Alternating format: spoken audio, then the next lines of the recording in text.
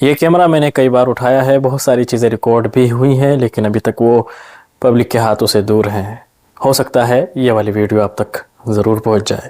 السلام علیکم ورحمۃ اللہ وبرکاتہ۔ جو ہم نے ریاض سے سفر شروع کیا تھا اس کا ایک اچھا خاصا سفر مکمل ہو چکا ہے، اور انشاءاللہ بس اب ہم الٹی گنتی شروع کرتے ہیں اور ریاض کی طرف لوٹنے کا ارادہ ہے۔ آج عید کا دن ہے، بہت خوشی کا دن ہے، لیکن ہم تو ٹھہرے پردیسی اور نہ ہمارے ہاں کوئی جان پہچان، نہ رشتہ دار کہ جن کے ہاں آیا جائے ایک اجنبی بستی سے پھر اس سے زیادہ اجنبی بستی میں آئے ہیں، نہ کوئی دوست، نہ ساتھی، نہ یار۔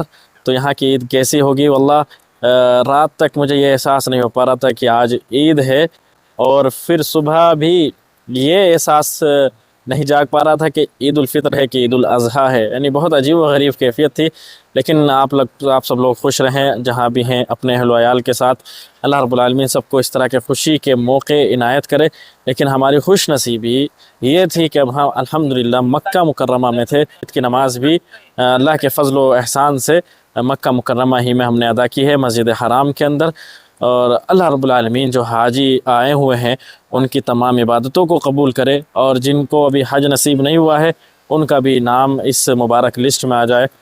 یہاں سے ہمارا سفر شروع ہوتا ہے، بالکل شروع سے شروع کرتے ہیں۔ ہم اپنے روم سے نکل کر کے میٹرو اسٹیشن پہنچے جو ابھی ہی کھلا ہے، اور میٹرو سے ہم کو سیدھا بس اڈے پہنچنا ہے جہاں سے ہمیں جدہ کی بس لینی ہے۔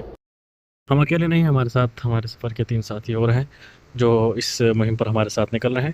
اور بھی لوگ ہیں لیکن ان کی روانگی انشاءاللہ کل ہوگی۔ میٹرو پکڑ کر ہم سیدھا بس اسٹینڈ پہنچے، اور یہ ریاض کا بس اسٹینڈ ہے جو کسی ایئرپورٹ سے کم نہیں۔ یہاں کے جو اصول ہے، نظام ہے، وہ ایئرپورٹ سے بہت زیادہ ملتے جلتے ہیں۔ آپ کو ٹکٹ لے کر کے اندر آنا ہے۔ جس بس میں سوار ہونا ہے اس کا سامان پہلے یہاں پر ہمیں دینا ہوگا، پھر وہ بس تک پہنچائیں گے ٹیگ لگا کر کے، جیسے کہ ایئرپورٹ میں ہوتا ہے بالکل ایسے ہی۔ بس چلی لیکن 1.5 گھنٹہ لیٹ چلی ہے، اور دھیرے دھیرے ہم اپنی منزل کی طرف رواں دواں ہیں۔ تھوڑے اچھے سین یہاں دیکھنے کو ملے، کیونکہ اس بار ایک دم الگ راستے سے لے کر کے ہم کو آیا گیا، کیونکہ حج چل رہا ہے۔ شام 4-5 بجے کے قریب ہم اپنے جدہ اسٹیشن پر اتر گئے، اور تھوڑی رات ہوتے ہوتے ہم اپنے روم پہنچے۔ یہ روم ہے جہاں اچھے سے اس کو سجایا گیا ہے، بڑھیا سے اس کی پینٹنگ کی گئی ہے، اور الحمدللہ کافی بہتر ماحول رہا۔ یہاں پر وائی فائی بھی اویلیبل تھی، اور بہت ساری سویدھائیں جو پہلے سے ہی ہمارے لیے کی ہوئی تھی۔ یہ مکہ کی وادیاں ہیں صبح سویرے۔ پھر صبح ہم آفس کے لیے نکل گئے، اور وہاں پر پہنچ کر ہم نے اپنا تھوڑا بہت کام جو کرنا تھا وہ کیا اور کام کو سمجھا۔ اور وہاں ہیلی کاپٹر بھی نگرانی پہ لگا ہوا ہے، لیکن ہم تھوڑا دور ہیں مزدلفہ سائڈ، اور پیاری سی مسجد ہے سامنے، مستشفیٰ ملک عبداللہ میڈیکل سٹی، یہی مین ہاسپٹل ہے، اور یہ اس کی مسجد ہے، اور یہ سب پارکنگس ہیں۔ آئیے تھوڑی سی بات کام کے بارے میں کر لیتے ہیں۔ دیکھیں، بات ایسی ہے کہ ریڈ کریسنٹ ایک NGO ہے جو بڑے استر پر پوری دنیا میں کام کرتی ہے، اور یہ ہر ملک میں شاید الگ الگ نام سے موجود ہو، لیکن سعودی عرب میں یہ ریڈ کریسنٹ کے نام سے ہے۔ یہاں پر ایمبولینس ہے، ان کے ہاسپٹل ہیں جو فری سہولتیں دیتی ہے، اور کسی بھی حادثے کا شکار کوئی ہوتا ہے تو ان کو ایمبولینس پہنچتی ہے حادثے کو ریکور کرنے کے لیے ایمرجنسی کے طور پر۔ اور یہی لوگ ایسے موقع سے جیسے کہ رمضان میں یا پھر عید کے موقع سے، حج کے موقع سے اپنے ٹینٹ لگاتے ہیں، اور جو حاجی یا پھر جو زائرین بیماری کا شکار ہوتے ہیں ان کو دوائیاں دیتے ہیں، ان کی پوری دیکھ ریکھ کرتے ہیں۔ ان میں ہمارا جو کام ہے وہ بیسکلی ایک ترجمے کے طور پر ہے کہ اگر کوئی ہمارے علاقے سے، انڈیا، پاکستان وغیرہ سے اردو ہندی جاننے والا بیمار آتا ہے، اس کو کوئی تکلیف ہے، تو اس تکلیف کو ہمیں بتانا ہے کہ ہمارے اس بھائی کو کیا تکلیف ہے۔ اس کے علاوہ اور بھی چھوٹے موٹے کام ہو سکتے ہیں جو ہم کو صرف اور صرف فی سبیل اللہ انجام دینے ہوں گے۔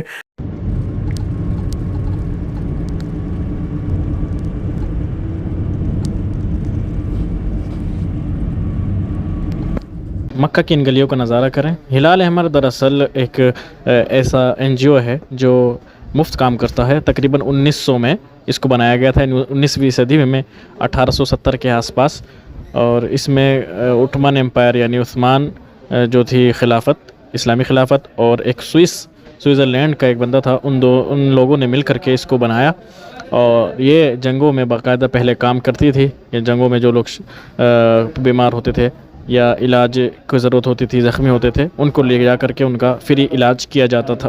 اس کے بعد یہ پھیلتی گئی، اور اس کے دو اہم جو رخ ہیں، جو سمبل ہیں، ایک تو ریڈ کراس اور ایک ریڈ کریسنٹ، یعنی ایک چاند والا اور ایک کراس والا. شروع میں کراس والا تھا کیونکہ یہ سوئٹزرلینڈ میں بنائی گئی، اور وہ عیسائی ملکوں کے لیے خاص ہو گیا، اور چاند والا یہ مسلم ملکوں کے لیے خاص ہو گیا. لیکن اس کے بعد بھی تھوڑے تھوڑے سمبل الگ الگ ملکوں کے لیے بنانے پڑے، جیسے کہ وہ ملک جن میں جو نہ تو عیسائی ہیں، نہ ہندو ہیں، نہ مسلم ہیں، ہندو ہیں یا پھر کوئی دوسرا دھرم ان کا ہے، تو ان کے لیے ایک الگ سمبل بنایا گیا. پھر ایران کے لیے ایک الگ سمبل بنایا گیا. یہ الگ الگ طریقے سے کام کرتے ہیں. حج میں ان لوگوں نے دوائی کا، ایمبولینس کا انتظام کیا، ساتھ ہی ساتھ پانی کا چھڑکاؤ بھی حاجیوں پر کیا تاکہ ان کی ٹھنڈک باقی رہے، اور کھانے پینے کی بھی سہولتیں بعض جگہوں پر مہیا کرائی ہیں. تو یہ ایک NGO ہے جو اس طرح سے کام کرتی ہے. ابھی ہم حرم میں موجود ہیں. کام سے واپسی کے بعد تھوڑا بہت آرام کر کے حرم میں ہم آ چکے ہیں، اور عصر کی نماز ہو چکی ہے. حاجی لوگ اپنے اپنے کام پر نکل گئے ہیں، اپنے روم پر یا پھر اپنے علاقے جو مینا میں ان کو ملا ہے خیمہ، وہاں لوٹ چکے ہیں. یہ حرم کی نئی توسیع ہے، اس میں کافی بڑا ایریا شامل کیا گیا ہے جو بہت سارے حاجیوں کو ایک ساتھ اپنے اندر سما سکتا ہے. اور انشاءاللہ حرم کو مزید بہتر بنایا جا رہا ہے، اس کی سروس کو بہتر سے بہتر کیا جا رہا ہے تاکہ حجاج کو کوئی دقت اور پریشانی نہ ہو. اس کی خاص بات یہ ہے کہ اس کے سامنے ایک بہت بڑا میدان ہے، صحن ہے، اس میں باتھ روم وغیرہ کی بھی سہولت ہے، جس کی وجہ سے زیادہ دور انسان کو جانا نہیں پڑے گا، اور وہ آرام سے اندر بیٹھ کر کے اپنی عبادت کر سکتا ہے. اور یہ پانی زمزم کا پانی ہے، براہ راست آپ یہاں سے پانی پی سکتے ہیں. الحمدللہ یہ سفر کافی اچھا رہا، کافی کچھ سیکھنے کو ملا، بہت ساری باتیں سیکھی ہیں، اور انشاءاللہ ان کو امپروو کیا جائے گا. اور اس طرح کے رفاہی کاموں میں ہمیں ہمیشہ کوشش کرنی چاہیے، خاص کر کے ایسے کاموں میں جو نیکی کے ہوں، اور ایسی جگہ پر جو جگہ مقدس ہوں، خاص کر ایسے دنوں میں جو دن مقدس ہو، جن میں ثواب کا اجر و ثواب بڑھ جاتا ہے، اس میں اضافہ ہوتا ہے. تو اللہ رب العالمین سے ہم یہی دعا کرتے ہیں کہ ہم جو بھی عمل ہم نے ان دنوں میں کیے ہیں ان سب کو قبول کرے. یہ بہت اچھے دن تھے، اور ان سے زیادہ اچھے دنوں والا ان سے زیادہ اچھے دن کوئی نہیں ہے اجر کے لحاظ سے. جیسے کہ ہم نے اپنے ائمہ کو سنا، اپنے خطباء کو سنا، علماء کو سنا، جنہوں نے اس بات کی بار بار رہنمائی کی. اب انشاءاللہ اگلے سال جب یہ دن آئیں گے، ہم بالکل بھی کوتاہی نہیں کریں گے، جتنا پاسبل ہو سکے گا ان دنوں سے فائدہ اٹھائیں گے. پھر ملتے ہیں انشاءاللہ کسی اور ویڈیو کے ساتھ. تب تک کے لیے اپنا خیال رکھیے. السلام علیکم ورحمۃ اللہ.